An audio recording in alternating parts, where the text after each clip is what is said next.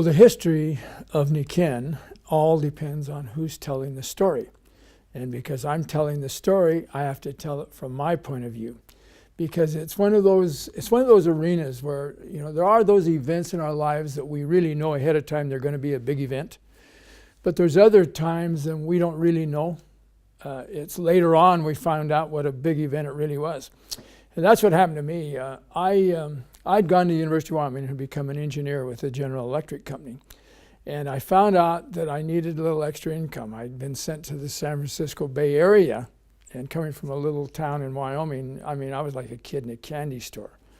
There were things going on at that banquet table of life, is what I call it, like ball games and concerts and restaurants I couldn't pronounce the names of. But the problem was, on my engineering salary, I couldn't sit up to the table, so to speak. I was having to settle for the scraps that fell on the floor. And about that time, a friend of mine invited me to look at a new concept that had just begun back then called network marketing. And after some deliberation and deciding whether I could do it or not, I got involved. And I found out in about 18 months I was earning more money part-time than I was full-time at my job at General Electric. And so another year and a half went by where I was gaining courage and skill, and I left and went full-time into that business opportunity. And because of that, my whole life changed. In fact, that company, the owner of that company believed that his most important product was people, and that the growth of people was what it was about. And the vehicle that he was using, the financial opportunity, was just to give them the freedom that they would need to grow. Well, I loved that. In fact, he eventually made me one of the instructors of that company, and in about a year and a half later, we were the #1 distributors in the world in that company. And as a result of that, that company asked me to go to Japan to help set up their company in Japan and head up their marketing and sales. What happened was really interesting. I arrived, and I even hesitate to mention the dates because I'm not as old as I look, really, But what happened, I arrived in December of 1972. In March of 1973, I was doing interviews in a little town called Miyazaki, Japan. Well, in that interview in Miyazaki, Japan, in came a man by the name of Mr. Isamu Masuda. And Mr. Masuda had, in the same month that I had arrived, in December of the year previous, 72, he'd had a son born with a very serious physical problem. And he, at that time, was just a desk clerk in a bus barn. And he knew that if his son was going to have a normal life, it was going to require a lot of operations and a lot of medical care. And he needed to find a way to earn more income. He'd heard about this network marketing, so he flew down to Miyazaki from Fukuoka, Japan, and came into that interview. Well, he got involved, he got excited about the concept, just was an immediate success in that company. In fact, he was so successful, we asked him to become one of the trainers for that company, some of the training that I had been doing. And eventually, we asked him to become the vice president for Southern Japan in the field for that company. Well, the owner of the company was killed in a plane crash, and they changed their management. I left and started a management consulting company.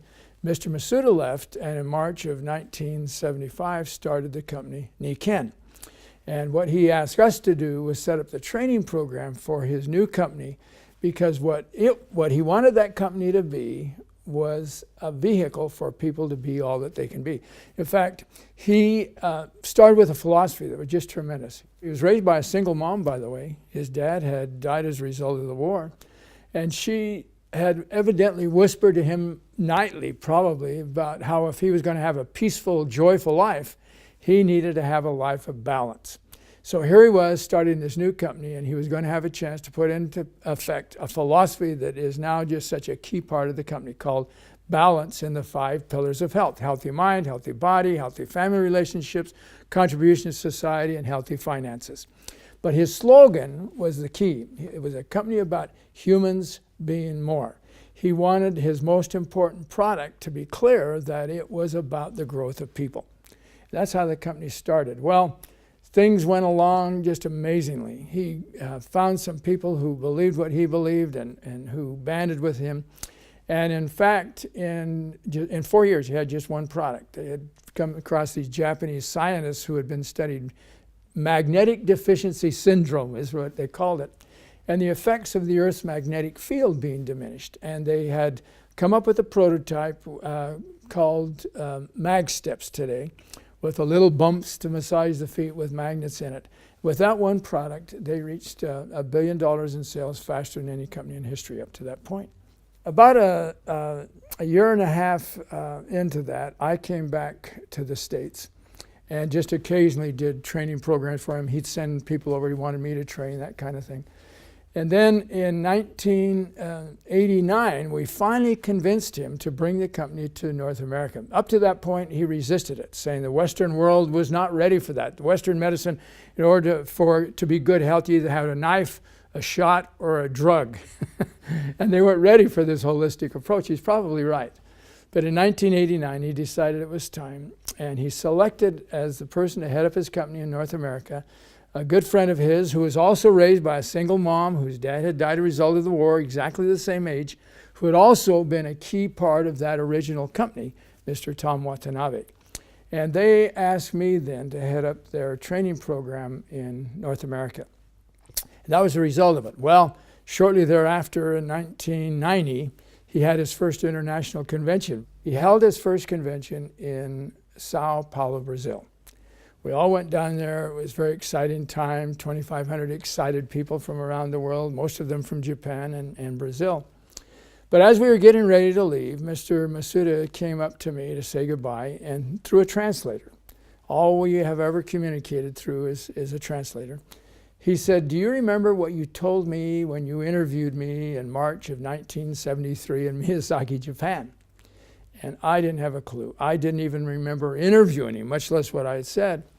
And I said, "No, I don't remember." Well, he reached into his coat pocket, pulled out a little 3x5 card, showed it to me. It was all written in Japanese. I couldn't read a word of it.